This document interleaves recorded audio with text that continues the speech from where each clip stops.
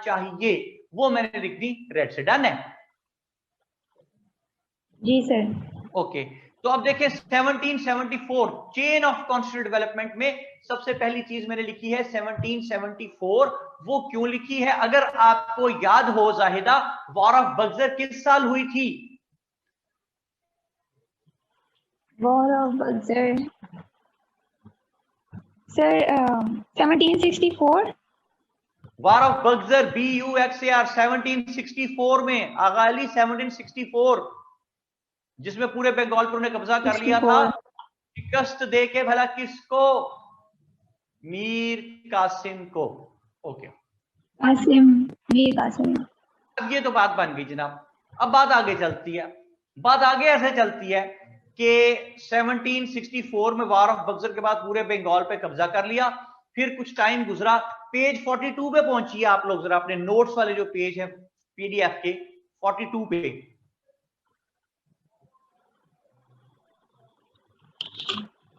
जी जायदा पहुंच गए?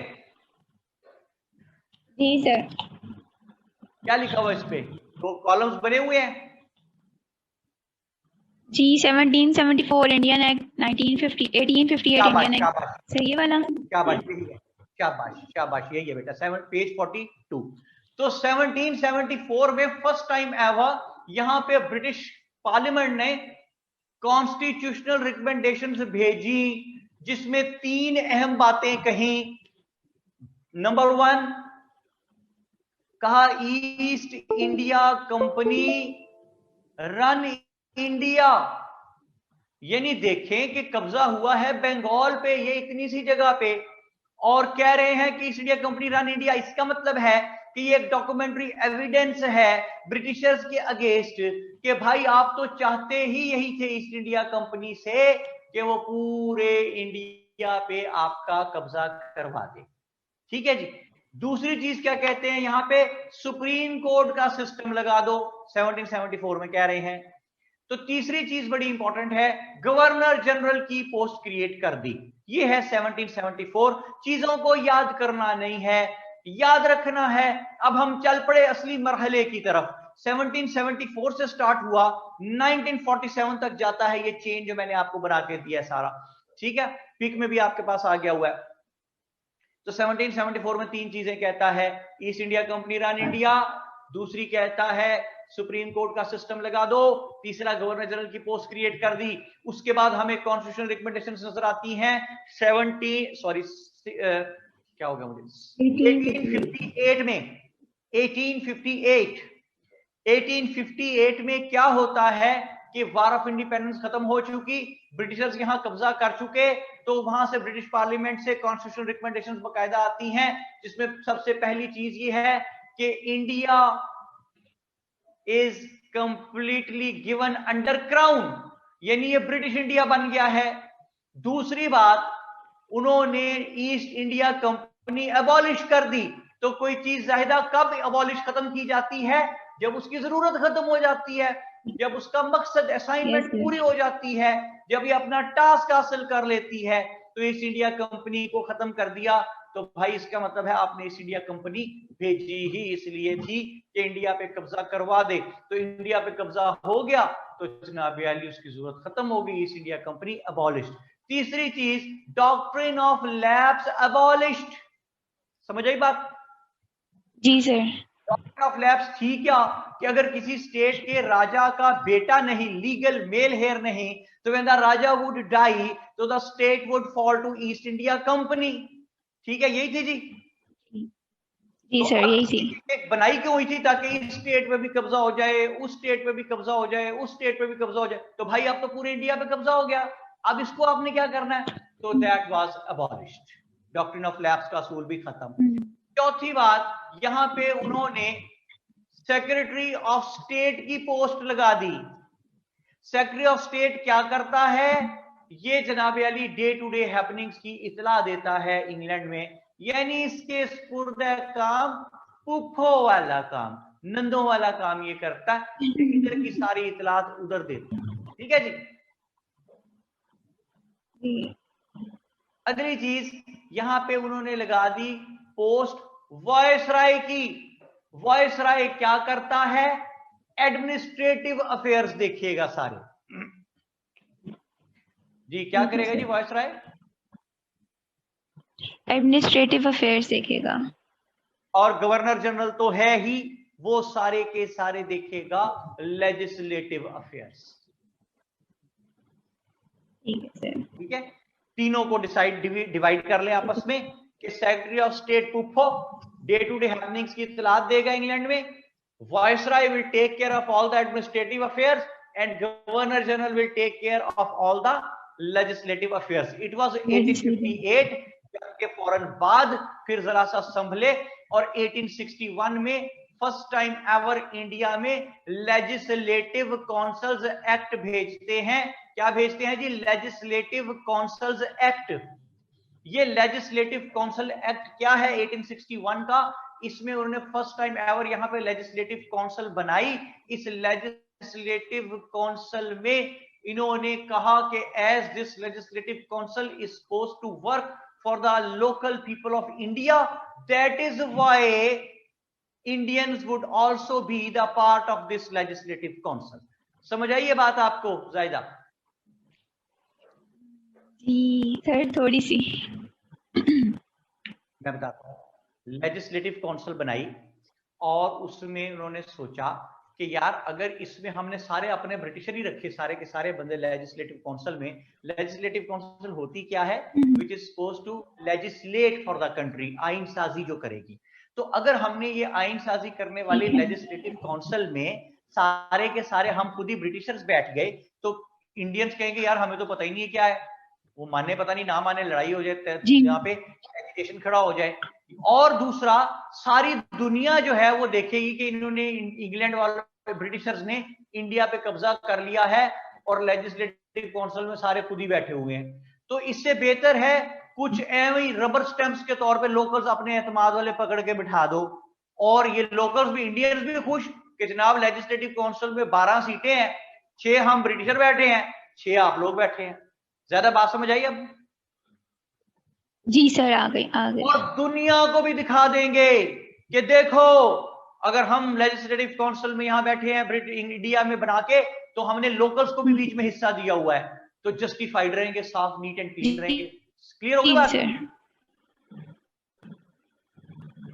तो इन्होंने क्या किया भाई कि इन्होंने कहा कि सीटें होंगी 12 सीटें होंगी लेजिस्लेटिव काउंसिल की, जिसमें से 6 होंगे हम लोग और 6 होंगे इंडियंस।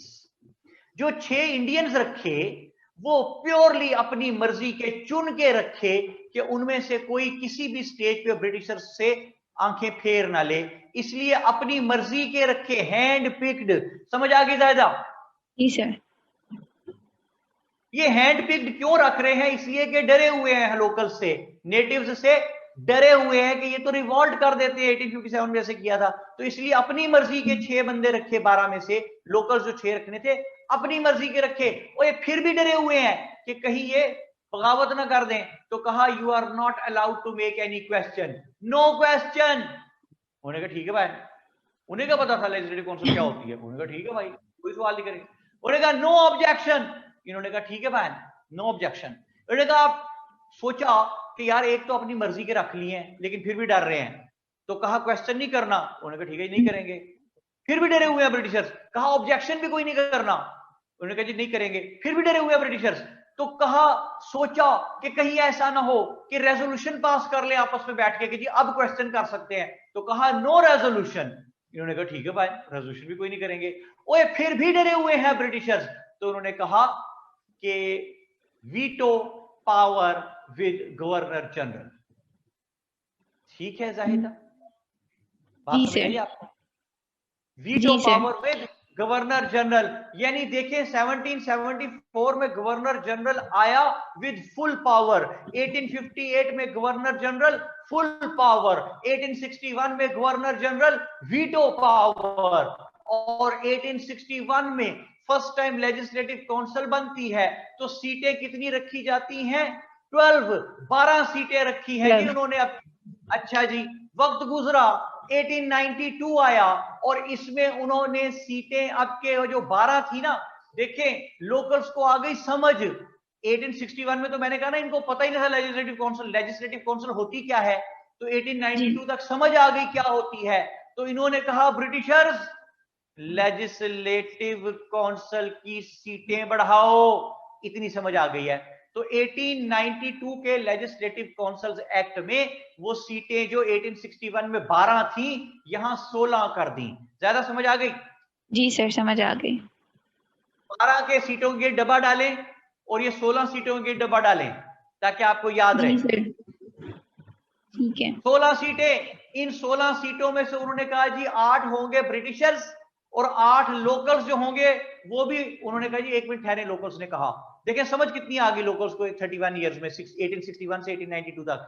इन्होंने कहा भाई जी ये जो आपने लोकल्स रखने हैं ना वो आपकी मर्जी के नहीं होंगे, वो हम नाम रिकमेंड करेंगे।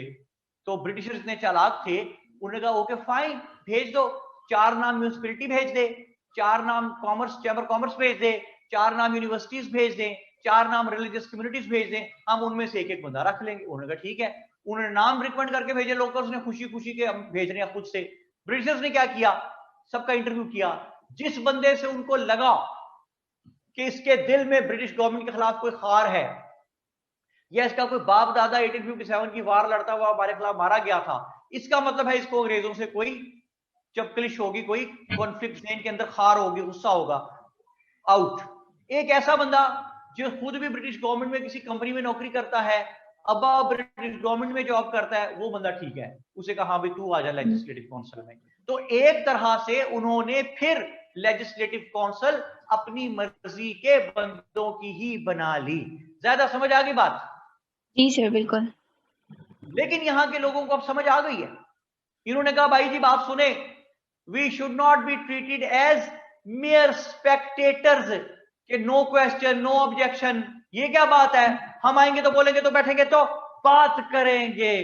क्या कहा शायद इन लोगों ने, यहाँ के लोगों ने, कि ये कोई बात नहीं कि नो क्वेश्चन नो ऑब्जेक्शन, हम आएंगे तो बोलेंगे तो बैठेंगे तो बात करेंगे। जी क्या कहा शायद, क्या कहा सर ने? कहा हम आएंगे बोलेंगे बैठेंगे तो बात भी करेंगे। नहीं, हम आएंगे तो बोलेंगे तो बैठेंगे तो बात करेंगे। ठीक है जी, कैसे? जी सर। नहीं ये हम आएंगे बोलेंगे तो बैठेंगे तो बात करेंगे। ओके फाइन, हम आएंगे तो बोलेंगे तो बैठेंगे तो बात करेंगे। भाई we should not be treated as mere spectators. तो ब्रिटिशर्स ने कहा 100 बिस्मिल्लाह, नोट्स पे नजर रखें, अगर कोई मिसप्रिंट हो तो काट दीजिएगा। इन्होंने कहा कि हम क्वेश्चन करेंगे, अगर आपके पास यहाँ नो क्वेश्चन लिखा हुआ है 1892 में, नो काट दें, क्वेश्चन कर सकते हैं, यस। 1892 में यहां के लोगों ने कहा हम ऑब्जेक्शन कर सकते हैं, यस ऑब्जेक्शन कर सकते हैं। इन्होंने कहा हम रेजोल्यूशन पास कर सकते हैं, उन्होंने कहा यस कर सकते हैं रेजोल्यूशन पास। नोट्स ठीक करती जा रही हो साथ साथ? सर रेजोल्यूशन में नो था। ओके, क्वेश्चन कर सकते हैं, ऑब्जेक्शन कर सकते हैं, रेजोल्यूशन पास कर सकते हैं। ब्रिटिश गवर्नमेंट ने कहा ओके सब कुछ ठीक है, लेकिन final decision with governor general. ठीक है, final decision with governor general. तो यहां के लोग हो गए बहुत ज्यादा खुश, जनाब मार लिया मैदान, हमने मनवा ली, ब्रिटिश गवर्नमेंट से हर बात मनवा ली। ब्रिटिश गवर्नमेंट ने कहा ओके जो तुम लोग कहते हो ठीक हो, क्वेश्चन करो, ऑब्जेक्शन करो, रेजोल्यूशन पास करो, बंदे भी हमारी मर्जी के रख लिए हैं। ब्रिटिश गवर्नमेंट खुश है और यहां के लोकल्स भी खुश है। तो थोड़े अरसे बाद लोकल्स को पता चलना शुरू हुआ कि भाई सब कुछ तो ब्रिटिशर्स के हाथ में ही है। जैसे 1858 में था, जैसे 1861 में था, वैसे ही 1892 में भी हुआ है। All the powers are with governor general. फिर इस लेजिस्लेटिव काउंसिल एक्ट 1892 में मुसलमानों के लिए कोई सेफ गार्ड नहीं, वुमेन की कोई रिप्रेजेंटेशन नहीं। तो आहिस्ता आहिस्ता मेस क्रिएट होना स्टार्ट हुआ कि यार हमें तो मिला ही कुछ नहीं। लोकल्स को समझ आनी शुरू हुई ना कि क्वेश्चन भी कर सकते हैं, ऑब्जेक्शन भी कर सकते हैं, रेजोल्यूशन भी पास कर सकते हैं, लेकिन फायदा क्या, फाइनल डिसीजन तो गवर्नर जनरल के पास है। तो ये एक लावा पकना शुरू हुआ, तंग पड़ने शुरू हुए यहाँ के लोग। ऐसे में लॉर्ड कर्जन आ गया 1899 में, उसने वो पार्टीशन ऑफ बंगाल कर दी। पार्टीशन ऑफ बंगाल हुई तो एक नया रौला स्टार्ट हो गया और कांग्रेस ने तूफान मचाया कि ब्रिटिशर्स आपने हिंदू मुस्लिम भाइयों को लड़ा दिया, आपने बंगाल को 2 हिस्सों में तकसीम कर दिया. You have done an act which is just equivalent to an incident. If there is a conflict between two brothers over a cow, so the decision has been given that the cow should be cut down into 2 pieces. आपने माँ काली की मुकद्दस जमीन, the precious land of Mother Goddess has been cut down into 2 pieces by you Britishers. आपने हिंदू मुस्लिम भाइयों को लड़ा दिया है. पार्टीशन ऑफ बंगाल हो गई. कांग्रेस के लेवल से एजुकेशन, कांग्रेस के प्लेटफॉर्म से एजुकेशन हो रहा है, और ऐसे में शिमला डेलीगेशन होती है, जो कि ये मैंने 1906 रेड रंग से इसको लिखा, बॉक्स में डाला. क्यों जाहिदा? इसलिए कि ये कोई इंप्लीमेंटेशन नहीं हो रही. ये सिर्फ 2-3 स्टेक होल्डर्स बताए थे ना, Britishers, Hindus and the Muslims. उनमें से 2 स्टेक होल्डर्स मुस्लिम्स और ब्रिटिशर्स आपस में बैठ के बात कर रहे हैं. अच्छा, जब नेक्स्ट टाइम कॉन्स्टिट्यूशनल रिकमेंडेशंस बनाएंगे तो इन्होंने मिंटो को क्या कहा था कि मिंटो हमें सेपरेट इलेक्टोरेट दे देना. मिंटो हमें 1/3 रिप्रेजेंटेशन दे दे. मिंटो जॉब्स में कोटे दे दे. हाई कोर्ट में जज मुसलमान लगा दे. मिंटो एमयू कॉलेज को यूनिवर्सिटी बना दे. मिंटो और हमें सोशल प्रोटेक्शन दे दे. मिंटो सोशल प्रोटेक्शन दे दे. ये हाथ मुझे दे दे. मिंटो सुन रहा है ना तू? ठीक है जी. तो बात करते हुए हम पहुंचे कॉन्स्टिट्यूशनल डेवलपमेंट के चेन पे 1906 तक. तो इंशाल्लाह ताला फजल खुदा बशरत जिंदगी नेक्स्ट टाइम जब भी आप लोगों से बात स्टार्ट होती है तो हम बात शुरू करेंगे 1906 के आगे 1909 मिंटो मॉरले रिफॉर्म्स से. और अब मैंने क्या कहना है ज़ाहिदा? मैंने ये कहना है कि gentleman, whatsoever we have tried to discuss till now, repeat it, complete it and concrete it and never let it know to anybody else how simple it is. और सब कुछ क्या है? बेकार है. बस you people are precious. कितने? We're very very precious. Try to take good care of yourselves and try to become what? The best possible sons or daughters of your parents. इसके अलावा न दुनिया में न आखिरत में कामयाबी का और कोई रास्ता नहीं है. और अगर कोई रास्ता है भी एटलीस्ट तो वो मुझे पता नहीं है. See you all next time. Keep flying and enjoying it. Salman Kafmi signing.